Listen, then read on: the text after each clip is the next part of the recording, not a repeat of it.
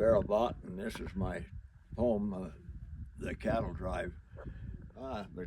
This poem I'm going to tell you is about a cattle drive, a modern day cattle drive that we used to do, and done it every year for about 10 years in a row. Lately we've been hauling them out there the last while, but the first time or two we done this cattle drive is when I wrote this poem about it, so it goes like this. It was early in the morning, just before the break of day. We drove the cows from the home corral to their summer range 18 miles away. It was cool and crisp that morning in the middle of the month of June, under fading morning stars and a pale hanging moon. Andy, he was a trail boss. A better man never sit a saddle, and he was a cowboy wrangler who knew how to handle cattle. There was AJ, Dave, and Farrel, and Brett, an owner and rider too, and several other cowhands that made up that wrangling crew.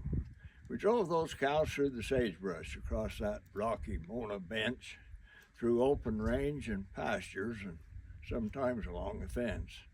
And it sort of made you feel like those old cowboys of yesteryear that drove their cattle to market in the fall of every year. And somehow it made you fall in love with that wild western land and all that God created by his powerful and mighty hand. From the horse you rode beneath you to the cows you pushed across the land, or the friendship shared with the other wranglers riding for the brand. We pushed those cows across that bench, then put them on the water where we let them rest a while. Then we drove them up and over Dog Valley Hill and down the other side about a mile. We liked to be over that hill before the clock hit noon, because the days could still get hot in the middle of the month of June. So we pulled our saddle pads and saddles and cooled our horses back, ate lunch and rested a while before we got back on track. We didn't have a chuck wagon. We didn't no cookie to make our noonday chuck. Big Mike, the owner, brought our victuals in his new Ford pickup truck. His wife had made us sandwiches for our noonday fare, and they were real tasty on the trailway out there. But we had about 10 miles behind us, with 8 or 9 to go. But every mile behind us got us closer to our goal.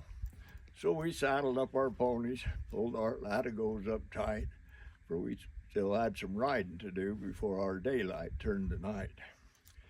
So with yelps and hollers and whistles, we got those cattle back up and on the move. The wranglers went back to herding and fell right back in the groove. We drove those cows across Dog Valley, up the hills on the other side, then down into Ferner Valley, the destination of our drive. But by now the cows were getting tired, hot, thirsty, wanting water, shade, and rest. Keeping them cattle gathered and moving put us wranglers to the test. But we drove them through the gate, down at the church corral, got a head count on the cattle, and seen we'd done quite well. So we made a final push across the church pasture and through the county canyon gate, then left them there to scatter, because by now it was getting late. We left them cows on good grass and near the water. We knew they'd soon settle and be all right. Us wranglers headed home for supper and a shower, and we'd all sleep good tonight. Thank you.